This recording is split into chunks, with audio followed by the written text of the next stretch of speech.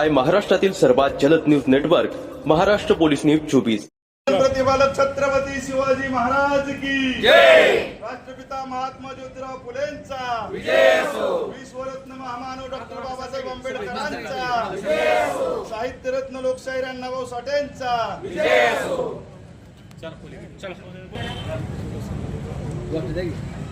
विश्वरत्न महामानव डॉक्टर बाबासाहेब आंबेडकरांचा विजय असो। छत्रपती शिवाजी महाराज की जय।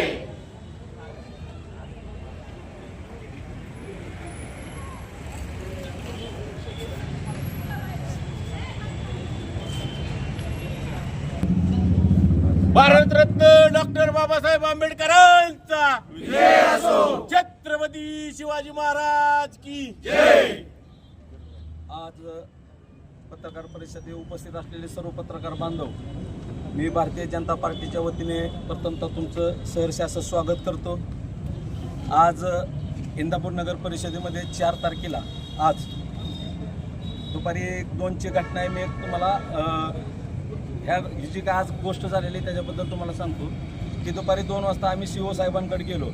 40 फुटीचे एक 40-50 तिथले नागरिक आलते की तिथल्या रस्त्याचं स्पीड ब्रेकरचं टॉयलेटचं ह्याचं कामासाठी ते COंकडे आलते निवेदन घेऊन। आम्ही निवेदन दिल्यानंतर ते लोक निघून गेले। साहेब म्हणले, त्यांना आश्वासन दिले की साहेब म्हणले काम करतो।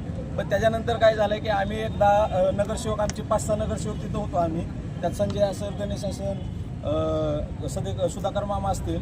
तर त्या ठिकाणी साहेबांना विचारलं आम्ही की बाबा साहेब, की पहिल्या GB मीटिंगमध्ये जानेवारीमध्ये पहिल्या GB मीटिंगमध्ये आम्ही एक ठराव केला की जी आपल्या इंदापूर शहरातली जी निवृत्त कर्मचारी आहेत त्यांचे PFचे काय असतील आपल्याकडची शिल्लक असेल की ते तुम्ही अदा करा द्या, म्हणून असं एक ठराव सर्वांना ते घेतलेला होता पहिल्या GB मीटिंगमध्ये।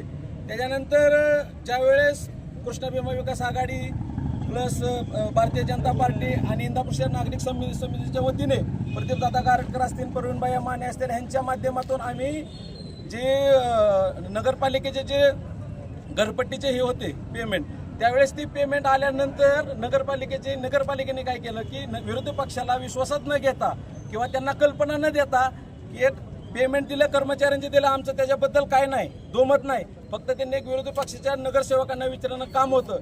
असं कुठं JR आहे का की विरोधी पक्षाच्या नगरसेवकांना विचारात घ्यायचं नाही किंवा तुमचं तुम्ही परस्पर देणे द्यायचं? ही जी नगरपालिकेतले जे काही फंड येणार आहेत किंवा काय येणार, ही सर्वसामान्य लोकांचे, तर आम्हाला बी लोकांनी निवडून दिले। असं कुठं काय कायद्यात आहे का की विरोधी पक्षाला बोलवायचं नाही किंवा काय करायचं नाही? आणि तुम्ही ते काय करणार की कर्मचारी निवृत्त झाले त्यांना बोलवणार गपचीप, त्यांचे फोटो काढणार मीडियाला देणार। ह्याविषयी आम्ही CO साहेबांना मांडत होतो। CO साहेब काय म्हणाले आम्हाला की हे अधिकार नगराध्यक्षांचा आहे, हे अधिकार आमचा आहे, विरोधी पक्षाचा अधिकार नाही। असं कुठं कायद्यात आहे का तरतूद की विरोधी पक्षाला तुम्ही त्यात मोपलं जात नाही, असं आहे का? मला हे प्रश्न आहे त्यांना। आणि तिथनं नंतर आम्ही बाहेर आलो। बाहेर आल्यानंतर दुपारी जेवणाची सुट्टी झाली होती, त्यावेळेस आमचे सन्मान्य सदस्य संजय शिंदे उर्फ नागनाथ ह्यांनी त्यावेळेस साहेबांना सांगितले की 2-3 महिने झाले, 2.5 महिने झाले मी तुम्हाला माहिती मागतोय, तुम्ही काय आम्हाला माहिती देत नाही, तर ती तुम्ही आम्हाला माहिती 10 मिनिटात आणून द्या। तिथं CCTV आहेत, CCTVची बी आम्ही मागणी करणार आहे। परंतु त्यांनी माहिती देतो म्हणले, आम्ही जाऊन आमच्या चेंबरला बसलो। त्याच्यानंतर त्यांनी COकडे गेले, COने त्यांना सांगितलं काम बंद आंदोलन करा, जी काय घटना घडली। आणि त्याच्यानंतर मग आम्हाला दुपारी 3:30-4 वाजता कळालं की त्यांनी असा कार्यक्रम केलेला आहे। परंतु आम्ही इंदापूर शहरातील नागरिक आहे, लोकांनी आम्हाला निवडून दिले, कशासाठी दिले की लोकांची समस्या काय आहे ती सोडवण्यासाठी दिलेलं आहे। प्रत्येक गोष्टीला CO आम्हाला विरोध करतं, विरोध पक्षाला आम्हाला मोफतच नाही कशात, आम्हाला बी निम्या लोकांनी मतदान दिलंय ना, इंदापूर शहराच्या नागरिकांनी मतदान दिलंय, कशासाठी दिलंय? ह्याच्या अगोदर कधी अशी घटना घडलेली नाही। पण इथून पुढे आम्ही जर पारदर्शक कारभार जर जनतेसमोर मांडत असलो आणि त्याला जर ते विरोध करत असले तर ही चुकीची गोष्ट आहे। ह्याचा आम्ही सगळं भाजप पक्षाच्या वतीने निषेध करतो। जे काही केडर कर्मचारी आहेत इंदापूर नगर परिषदेमध्ये, जे केडर कर्मचारी आहेत त्यांचाही मनमानी कारभार आहे। इतर जे कर्मचारी स्थानिक आहेत, आपल्या इंदापूरची भूमीतली पुत्र आहेत सगळीजण, काय असेल ती महिला असतील, ह्यांच्या विरोधात आमचं काही नाही। फक्त ते कर्मचारी आम्हाला सांगतात की ही जे काय करणार आहेत ह्याच्यात आमचं काही नाही, फक्त आम्हाला वरिष्ठांनी प्रेशराईज केल्यामुळं आम्ही आंदोलन करतोय किंवा आम्ही आंदोलनाला बसतोय, आमचं ह्याच्यात काही नाही। आणि जे काय गुन्हा दाखल करण्याचे त्यांनी जे आता जे चालू केलं पोलीस स्टेशनला जाणे, गुन्हा दाखल केला नाही, मग माझं म्हणणं असं आहे की तुम्ही पोलीस स्टेशनला गेला तर गुन्हा का दाखल केला नाही? बरोबर आहे ना? गुन्हा का दाखल केला नाही? तुम्ही का आला? शासकीय कामात अडथळाच नाही. तुम्ही जेवणाच्या सुट्टीत डबे खाताय, तुम्हाला प्रशासनाने सुट्टी दिलेली, त्याच्यात शासकीय कामात आमच्या सदस्याने कुठं हस्तक्षेप केला तुमच्या ह्याच्यात?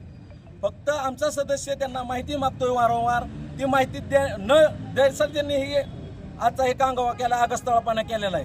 तर ह्याचा मी प्रथम तर सगळ्या ह्याच्या वतीने जाहीर निषेध करतो.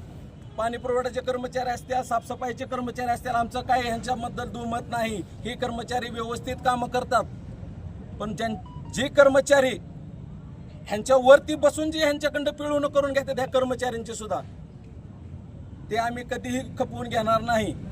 भविष्यामध्ये आता जीबीची मीटिंग असते, जीबीच्या मीटिंगला इतिवृत्त देणं बंधनकारक आहे.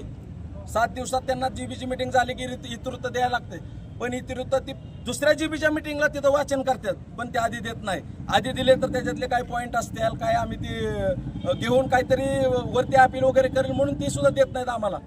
प्रत्येक वेळेस विरोधी पक्षाला त्यांनी डावलण्याचं काम केलेलं आहे.